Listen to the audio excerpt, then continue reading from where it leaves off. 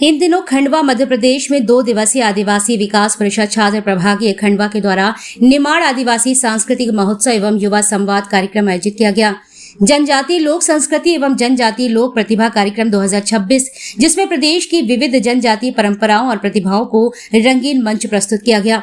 कार्यक्रम में सुप्रसिद्ध आदिवासी गौड़ी लोक गायिका प्रियांशु भलावी ने अपने टीम के साथ शानदार प्रस्तुतियां दी। दर्शकों के लिए यहां अद्भुत दृश्य था और भक्ति भाव से श्रद्धालुगण नाचने पर मजबूर हो गए।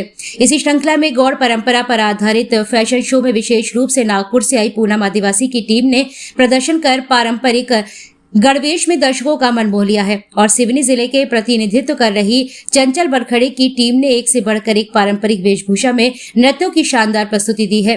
कार्यक्रम में परिषद के जिला अध्यक्ष राजू उइके एवं कुंदन धुर्वे ने मीडिया से चर्चा में बताया है कि गौड़, भील व अन्य स्थानीय जनजातियों के लोक नृत्य, लोकगीत और पारंपरिक वेशभूषा की झलकियां दिखाई दी हैं। आयोजन का उद्देश्य जनजातीय कला संस्कृति को संरक्षित करना, युवा प्रतिभाओं को प्रोत्साहन देना और सांस्कृतिक आदान प्रदान के माध्यम से सामुदायिक एकता बढ़ाना बताया गया है।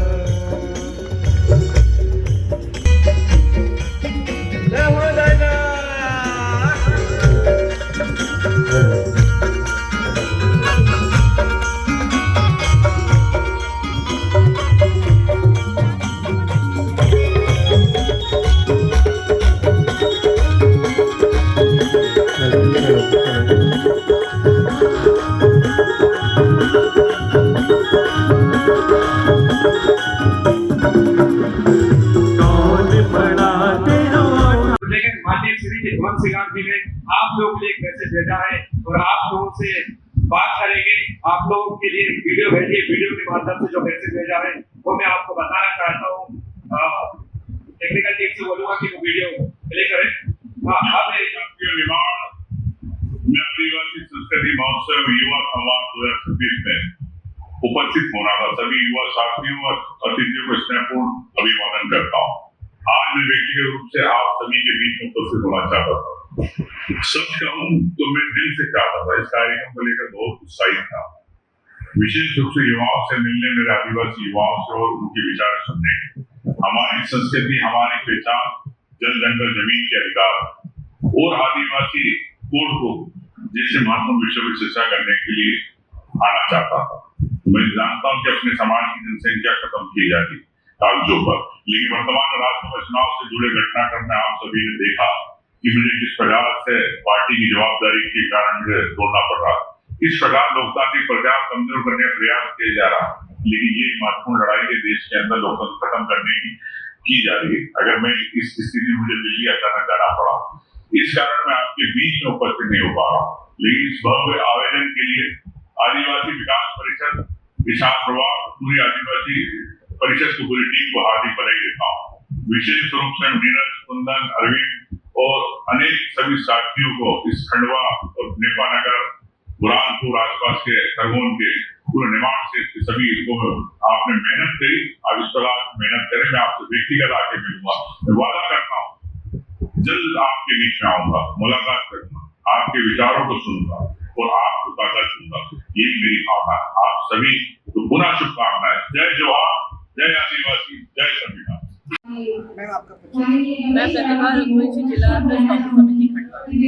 आज प्रोग्राम आदिवासी विकास परिषद के जो उसमें समाज को युवाओं को क्या संदेश देखिए, सबसे पहले मैं तो बहुत बहुत बधाई देना चाहती हूँ आदिवासी विकास परिषद के साथियों को और विशेषकर युवाओं को, जिन्होंने अपने समाज को जागरूक करने के लिए जिस जोश जुनून और जज्बे के साथ इस संवाद का आयोजन किया। आज पूरे देश में लड़ाई किस बात की? लड़ाई इस बात की है कि हमारा अस्तित्व खतरे में है। हमारी पहचान को जो जल, जंगल, जमीन और हमारी संस्कृति की थी, वो कहीं न कहीं धूमिल और कमजोर करने की प्रवृत्ति कुछ फिरकापरस्त तत्व मध्य प्रदेश में और हिंदुस्तान में कर रहे हैं। लेकिन मुझे बहुत अच्छा लगा जिस तरीके से युवाओं ने अपनी संस्कृति, अपनी पूजा पद्धति, अपने इतिहास के बारे में नौजवानों को और अपने साथियों को बताया। जिस तरीके से किसान वाला उदाहरण यहाँ पर प्रस्तुत किया, किस तरीके से आदिवासी एक ऐसा समाज है जिसने कभी भी महिलाओं को द्वितीय दर्जे का नागरिक नहीं समझा, हमेशा बराबरी से रखा। तमाम हिस्सेदारियां हैं, राजनीतिक लड़ाई अपनी जगह है, लेकिन जिस तरीके से आदिवासी कोड की मांग है वो बहुत जायज है। यदि किसी को जो सरकारें होती है वो जब योजनाएं बनाती है समाज को लेकर, तो समाज का प्रतिनिधित्व सरकार के पास आंकड़े ही नहीं होंगे कि कितने प्रतिशत वो लोग हिंदुस्तान में है, तो उनके विकास के लिए किस तरीके की योजनाएं काम करें। तो बहुत ही जायज मांग, बहुत ही सार्थगर्भित और मुझे लगता है बहुत ही सत्यता के साथ जिस तरीके का खुला संवाद हमारे नौजवानों ने किया, ये बधाई का पात्र है। और भविष्य में पूरी कांग्रेस पार्टी, उमंग भैया इनको नेतृत्व कर रहे हैं, लेकिन हम सब भी इनकी लड़ाई पूरी ताकत से हर जगह लड़ेंगे जहाँ भी इनके साथ संवाद की जरूरत है। आदिवासियों को किस तरीके से पूरे देश में जो इनका जंगल काटा जा रहा है, जो मूल पहचान थी, जो प्रकृति पूजा ये करते थे, लेकिन आज किस तरीके से इनका दोहन हो रहा है। न्यामगिरी के जंगल से शुरू हुए और किस तरीके से आपने देखा हमारे मध्य प्रदेश में भी और अंडमान निकोबार में जो मेन पहचान हमारी आदिवासी साथियों की थी, उसको ही खत्म करने पर सरकारें, भारतीय जनता पार्टी की उतारू होती है, जिसका हम राजनीतिक पटल पर विरोध करेंगे। लेकिन मुझे अच्छा लगा कि तमाम नौजवान अपने हक के लिए जागरूक हैं और पहल कर रहे हैं। मैम, जैसे तो आपने एक मंच साजिश की है कि भगवान क्या है, प्रकृति के, इसमें आपका क्या कहना है? देखिए, भगवान क्या होता है? पंच तत्व है, भूमि है, आकाश है, नीर है, वायु है, जल है। लेकिन मैं आपसे पूछना चाहती हूँ, आप मीडिया के लोग तथाकथित इस देश में अपने आप को हिंदू धर्म का उपासक और सर्वसर्वा मानने वाले, इनके कार्यकर्ताओं से डरे कभी भगवान और ईश्वरीय अवतार के बारे में आप पूछ लीजिए तो नहीं बता पाएगा। तो ये जो धर्म की लड़ाई आप लड़ रहे हो, पहले उसको समझते हो। इस इंसान में सब कुछ समाहित है। ये पंचभूत से मिला हुआ हमारा शरीर, शिव एक अलग रूप है, वो अवतार थे, लेकिन भगवान कौन थे? यही अग्नि थी, यही वायु थी, यही नीर था, यही जमीन थी और यही जंगल। लेकिन क्या इसको हम इस देश में आज के नौजवान साथियों पर पहुंचा पाए? शायद नहीं। तो लड़ाई इस बात की है कि अपने अस्तित्व को पहचानिए और जिस धर्म की लड़ाई आप लड़ रहे हैं, पहले उसके गुण, उसके मूल मंत्र को समझिए। हिंदू धर्म से विस्तृत और महान तो कोई धर्म ही नहीं है जिसने कभी आपको बंधनों में नहीं बांधा, जो हर एक की उपासना करने की स्वतंत्रता देता है। तो मुझे लगता है अपने धर्म को श्रेष्ठ बनाकर किसी और के अस्तित्व को खत्म करना, ये इस देश में जो लड़ाई चल रही है उसके लिए कांग्रेस पार्टी की। जैसा कि मैम आज जो हमारे गृह मंत्री जी, जो आज हमें आदिवासियों को वनवासी कहा जाता है, लेकिन मूल मालिक होने के बाद उनको वनवासी क्यों कहा जाता है? देखिए, जो आज उनका मैंने पहले भी कहा, वनवासी कहकर ही आपके अस्तित्व को नकारना चाहते हैं। वनवासी कौन है? वनवासी कहकर एक जगह आपको एक भगवान का उपासक बताया जाता है कि आप इनको पूजो। वन में रहने वाले और आदिवासी में जमीन आसमान का अंतर। पहले इस अंतर को समझना पड़ेगा। जनगणना में वनवासी करके आपके जंगल छीन लिए जाए। मालिकाना हक जिस जंगल पे आदिवासी को दिया जाता है, वो हक वनवासी कहकर तब करने जाते हैं। तो पूरी सोची साची समझ के तहत हमारे गृह मंत्री वनवासी की संख्या के आड़ में इस देश में आसीन जो आदिवासी हैं, इनकी जमीनों का जो हक है उसको खत्म करना चाहते हैं। भूमि अधिग्रहण की लड़ाई कांग्रेस पार्टी ने बहुत ताकत से लड़ी थी। जब वहाँ धराशाही हुए तो नई शब्दावली लाकर कैसे जंगल से आपको बाहर करें, इसकी लड़ाई। मैडम, एक क्वेश्चन हो रहा है कि जैसे कि आरक्षण पे अपन बात करें तो क्या आरक्षण की जरूरत अभी भी है? इस देश में आप एक गांव में चले जाइए और रात गुजारिए उस गांव में, आपको खुद अपने प्रश्न का उत्तर मिल जाएगा। हाँ, मैं रमेश गनावा हूँ और मध्य प्रदेश आदिवासी विकास परिषद में हमारे दबंग पढ़े लिखे और एंग्री यंग लीडर हैं माननीय उमंग सिंगार भैया। उससे आदिवासी विकास परिषद में मैं अधिकारी और कर्मचारी प्रभाग का प्रदेश अध्यक्ष हूँ। सर, आज जो कार्यक्रम हुआ है खंडवा जिले में, जो निमाड़ आदिवासी संस्कृति महोत्सव एवं युवा संवाद, इससे आप युवाओं को क्या क्या बोलना चाहिए? देश की जो शक्ति है और देश का जो युवा है, वो देश की शक्ति देश का युवा है। और हमारे जो आदिवासी युवा हैं, उन आदिवासी युवाओं से भी हम ये संदेश लेके आए हैं कि उनके अंदर में जो शक्ति है, जो एनर्जी है, जो ताकत है, जो ज्ञान है, उस ज्ञान को अंदर से बाहर निकालें और हमारी प्रकृति के लिए, जल जंगल और जमीन की रक्षा के लिए, शिक्षा के लिए आगे आएं और देश को बनाने में अपना योगदान देंगे। सर, जैसा कि आज मनोज सिंघारी जी का आने का था, लेकिन वो आए नहीं और फिर उनका वीडियो दिखाया गया, इससे उन लोगों ने एक नया संदेश दिया है कि युवाओं के लिए। तो आप युवाओं को क्या संदेश देना चाहेंगे प्रदेश कर्मचारी संघ में? युवाओं का ये संदेश है, पढ़ें, बढ़ें, साथ साथ समाज की जो समस्याएं हैं उन समस्याओं को आगे करें और जो आपका जो आदिवासी कोड चल रहा है उस क्षेत्र में भी काम करें, जिससे कि आदिवासी एक रहें, विभाजित ना हो। जैसे हम कह रहे हैं ना, एक तीर एक कमान, आदिवासी एक समान, इस पे भी वो काम करें।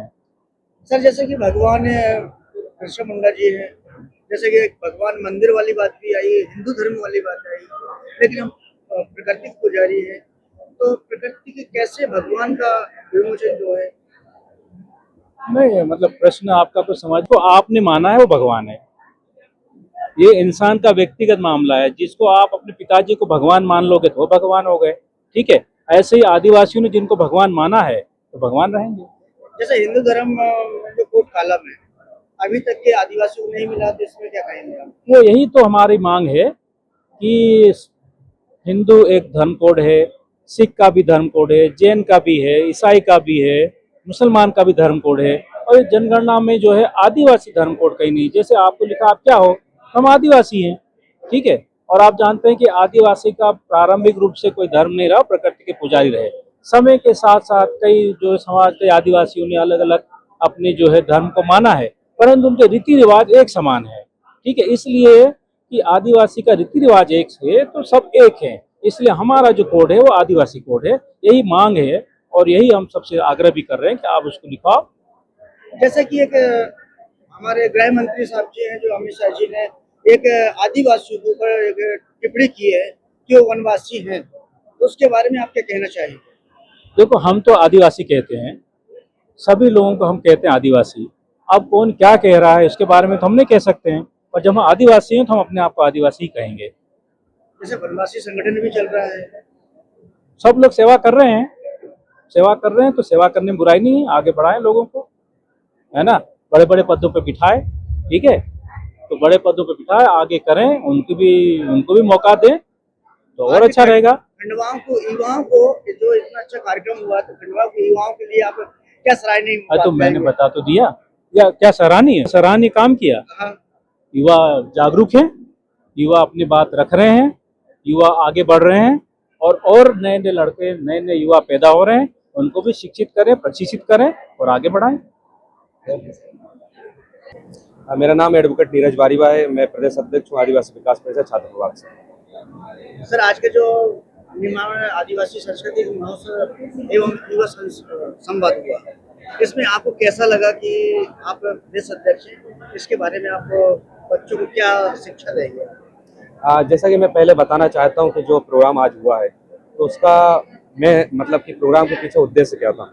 हम ये बोलना चाहते हैं कि मध्य प्रदेश में लगभग 55 जिले हैं और हर 10 किलोमीटर में भाषा बदलती है, हर 10 किलोमीटर में बोली बदलती है, हर 10 किलोमीटर पहनावा बदलता, संस्कृति बदलती है। इसीलिए मध्य प्रदेश के अंदर 20 जिले हैं जो कि आदिवासी बाहुल्य हैं, और हालांकि 89 विकास खंड हो और 47 विधानसभा हो, उसमें आदिवासियों को बोलबाला ज़्यादा है। तो हमारा ये निमाड़ में जो भील और भिलाला जो समुदाय है उसका यहाँ पर बोलबाला ज़्यादा है। जैसा कि हम देखें 14 जिले जो हमारे हैं, बालाघाट और छिंदवाड़ा या फिर जो ले लें, वो गोंडवाना पट्टी है। तो इसीलिए हमारा ये कहना था कि जब हम कहते हैं एक तीर एक कमान, सारे आदिवासी एक समान, तो हम इस बात को साबित करने यहाँ पर निमाड़ की धरती पर आए हुए हैं। आदिवासी विकास परिषद आया हुआ है कि जो निमाड़ आदिवासी संस्कृति सम्मेलन जो हुआ है और युवा संवाद 2026, ये हमारे समाज के जो अभी एजुकेशन कर रहे हैं, पढ़ाई कर रहे हैं और कुछ नौकरी में लग गए हैं और कुछ तैयारी कर रहे हैं, इन सबको प्रोत्साहन करने के लिए, आगे बढ़ाने के लिए ये संवाद किया गया था कि एक दूसरे की मत जान सके, एक दूसरे को समझ सकें और जहाँ किसी की ज़रूरत पड़े वहाँ एक दूसरे के लिए खड़े हो सकें। कितने जिलों के आप आदिवासी विकास परिषद के कितने जिलों से छात्र संघ मौजूद हुए? लगभग 15 से 20 जिलों के छात्र संघ के अध्यक्ष थे यहाँ पर और उनके साथी, उनके टीम सभी उपस्थित थे और उन्हीं के माध्यम से ये कार्यक्रम पूरा सफल हुआ। और हमारे अरविंद भैया हैं जो संरक्षक हैं यहाँ के, और भैया का नाम क्या है, कुंदन भैया हैं, जो इन्होंने यहाँ पर बहुत ज़्यादा मेहनत करी है, उनके वजह से ये कार्यक्रम सफल हो पाया है। आपका परिचय जी, आपका परिचय? मैं एडवोकेट राजू इके, आदिवासी विकास परिषद से जिलाध्यक्ष हूँ नवदापुरम से, और इस कार्यक्रम के प्रभारी भी मैं हूँ।